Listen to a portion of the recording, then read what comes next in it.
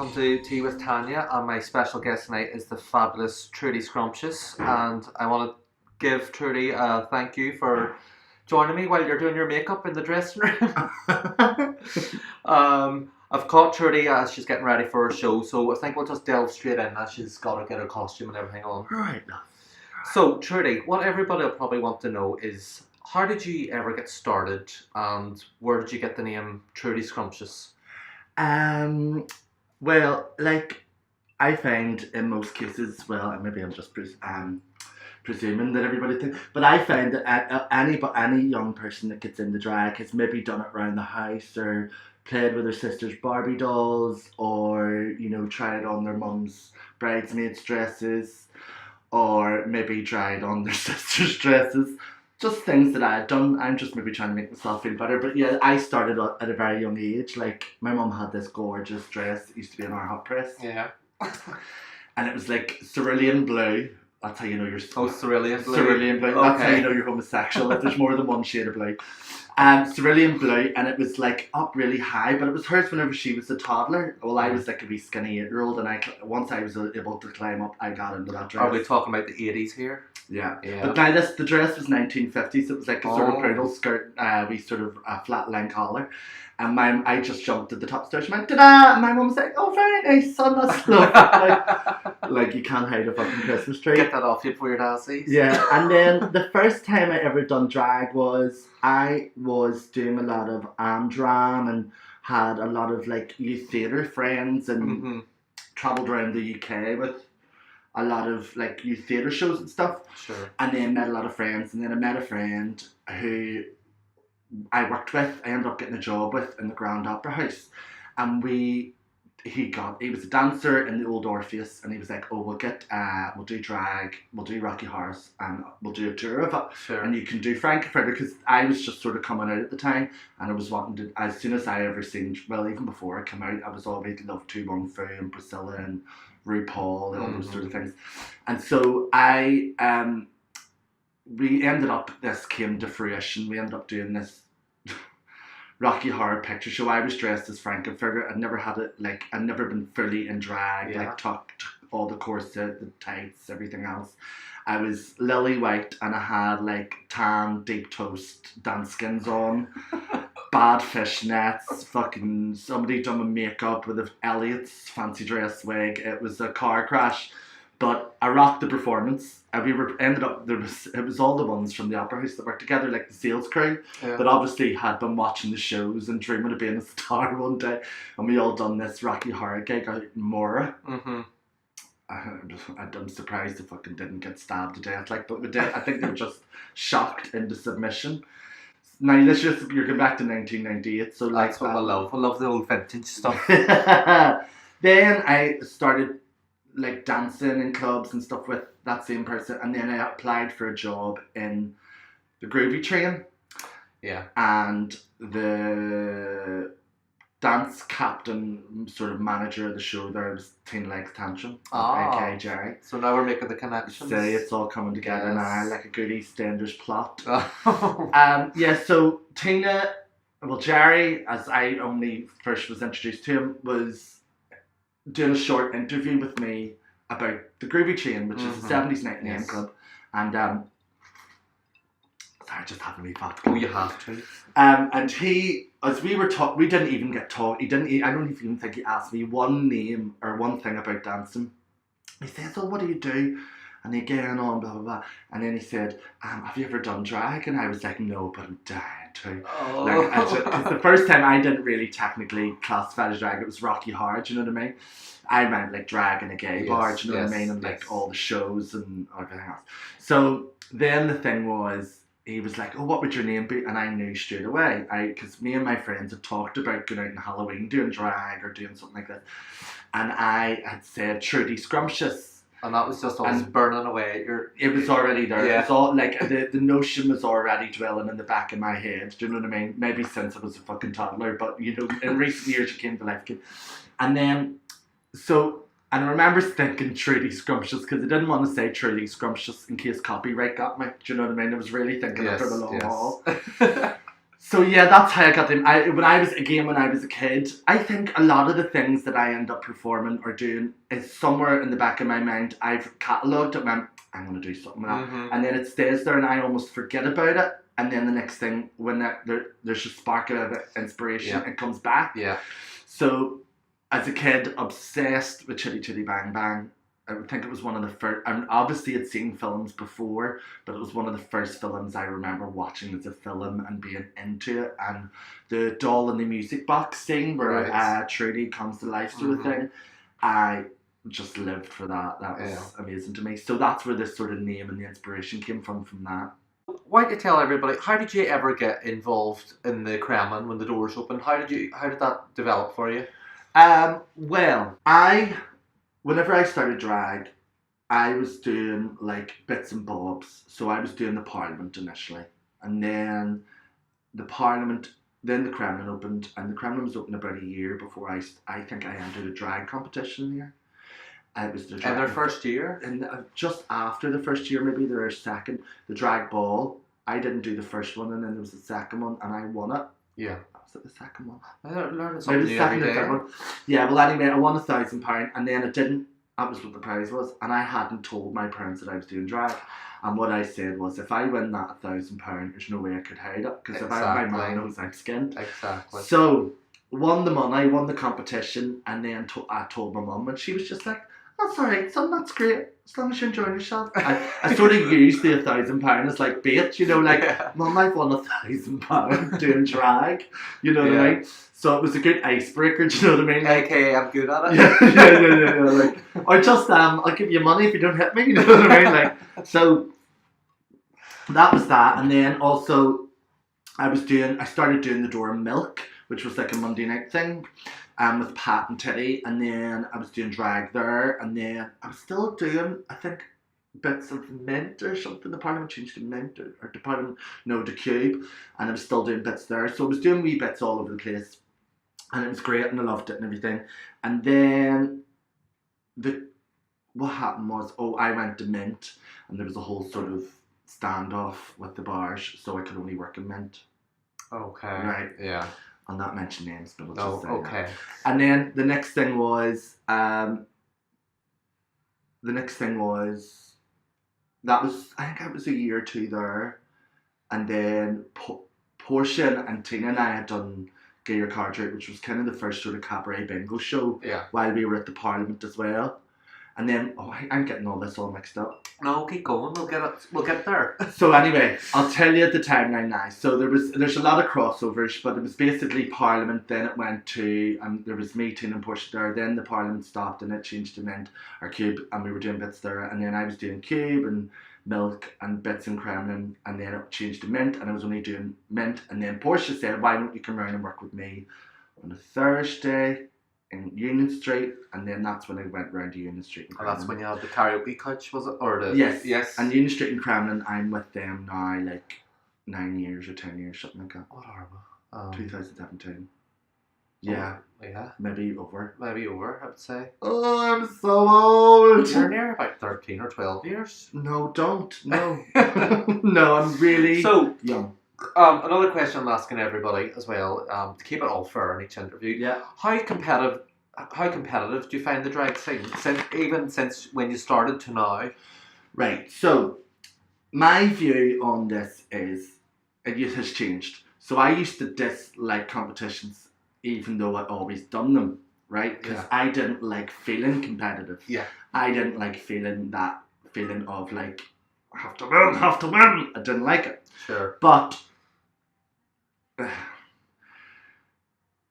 because I came from a theatre background, I was wanting to really represent myself artistically and come from a real place of my own artistry. That's always how I felt about it. Now, as I've got older, I've seen there's obviously a lot more drag competitions happen over here and stuff, and I've seen how competitions really make people excel. Even people that have been doing it a while, it turns up their level of artistry because they are competing. Yeah. This is where I also still go back to the old thing. which is you have to compete with yourself, because Yes. if you're competing against somebody else, you're only looking at what they're doing rather than fully expressing your art, and then that's where people go wrong. I think that's where you hit the nail on the head there. I think people focus on too much on their competitors instead of bettering themselves on what they can do better. Yeah. And speaking of competitions, Trudy, what about Trudy's Drag Race? Are you bringing it back for another summer, or? Well, it's always it's a bit too early, and this time of year I never really think about it until like a month or two in ahead. But I've so many other things on. I genuinely haven't thought about it. I don't know what to do. I feel like I don't know. You just don't know. I've done Trudy's Drag Race since I watched season 2 of Drag Race on E4. Did I watch season 1 was online, and then season 2 I watched on E4 and loved it. And that's whenever I thought, oh, I come up with a concept of doing Drag Race in Union Street every Pride. So, with the exception of 1 year, I've done it every year, and I've loved it. But it's really difficult to do because it's kind of me taking charge of it, and it's enough. Anybody that does drag knows that you're sort of editing yourself. You're sort of looking after everybody. Looking after your look. You're trying to get yourself together. Your times, your places, your costumes, your props, your music, everything. So there's so much. Doing that for just yourself is exhausting. I am really hands-on with any of the girls that do the show and try to offer as much help and advice and assistance and keeping contact and all those other things. So that is really exhausting. So, Paul Ryder asked, has there ever been a close call that Trudy has said, that's it, I'm done, I'm broke, I just can't do it anymore? And if so, how did such an established queen cope with it? Yes, there's been loads. I always, there's a couple of ways to explain this. Drag is a job, but it's also my art form, so I'm lucky to do something that I love, okay? So, the best way that I have got through the last maybe 10 years of drag, and in the early days I found it particularly difficult, because when it first happens, it feels like you're deadly serious about giving this up. And then you watch one person do drag and you're like, I want to do that. You can't, you know what I mean? You're biting your nails watching the show. It's really uncomfortable because you want to get up and do it right there, you know. And so I think in the early years I always just had that more of a feeling to stick in there. But in recent years I know that it's just like any other job. It does get exhausting sometimes, and you have to, I'm going to use a sort of meme, have an attitude of gratitude, because I am thankful that I do something that I love and I get to work and doing a job that I love. So if there's like a day I'm going into work and I'm really not feeling it, I'll be like, say thank you, you're a lucky bitch, remember that. You just need, like with drag, the fans that you get over the years is just, it's would drive you in a way. Like, you think people appreciate what I'm doing. Yeah, and also it's a really weird one, because sometimes you can be like in the worst mood, and you go and you're like, okay, I'll just get through tonight, and then something happens in work and it's an absolute blast. And then sometimes you go ready to have it, and one person does something on you in a drunken bar atmosphere, and you're like, get me the fuck out of here, I'm done, do you know what I mean? But that's the whole experience, and it's, I suppose I have built up enough experiences over the years to really learn how to deal with those scenarios. And you're between both scenes really, Trudy. You're down on the Dublin scene as well. How do you find the Dublin girls compared to Belfast girls? Yeah, I've been down Dublin the last year or two, like, you know, on and off, and it's great to be able to go to a whole other city. Dublin is great. Who would you work with when you usually do go down? I've worked with all different ones. You know, I worked with Space Invader, and then I've done Davina's Thirsty Thursdays, I've done Shirley's Bingo, I've done Dragged Up, once or twice when it was in. Is that a massive? Is that a massive venue? I heard there's a couple hundred. Well, I done it now whenever it was in the Dragon. Yeah. And then Victoria sort of ran with that and created this whole other thing, which is amazing. And I have been wanting to get down to do that, to experience it, because I've heard great things about it. And when you're around creative people, exactly, the juices get flowing, and it just everybody in that environment blossoms, you know. What about sort of a stage performance, Trudy? You've obviously worked on Dragon, and you've worked Sunday Bang Show, and you've got your own stage in Union Street. Yeah. What sort of stage do you prefer to be on? Is that, do you like a big platform? Do you like to move? The trouble with a bigger stage is you have to fill it. You know what I mean? Well, then I don't necessarily mean fill it with props or other people or whatever else, because you have to fill it with your presence, which can be really a different challenge in its own right. But because Cabaret Supper Club was a bigger stage. Are you still with them or? No, I haven't. I stopped there last year. Doing there just after 5 years, just felt right. Yeah, it was a long time. Yeah, it was a good long time. And it gave me a lot of stuff to really learn from, and you know, it really honed certain skills. You know what I mean, like working compere and different things. Yeah, which was great. And you worked with Robert Brown there, and a whole host of other people. There was burlesque dancers, and like magicians and singers and other drag artists. Just a whole different just twist. The whole spectrum, which was again in itself a joy to do. But what was I talking about? Oh, the stages. Yeah. But you know what? Something just nice. just in between. I feel like Goldie Cox. I'm looking for one that's just right. No, just I like every stage that I'm on. I enjoy it. I just can't help it. But I love the big performances. If it's a big event and a big stage, and you're really going to go for a big production, you know, sometimes the Oscars performances that I do, it would be nice to have a slightly bigger stage. And you're like an annual sort of act now at the Oscars, aren't you? So it would be nice to have a slightly bigger stage for that, but you got to work with what you're given, right? Yeah.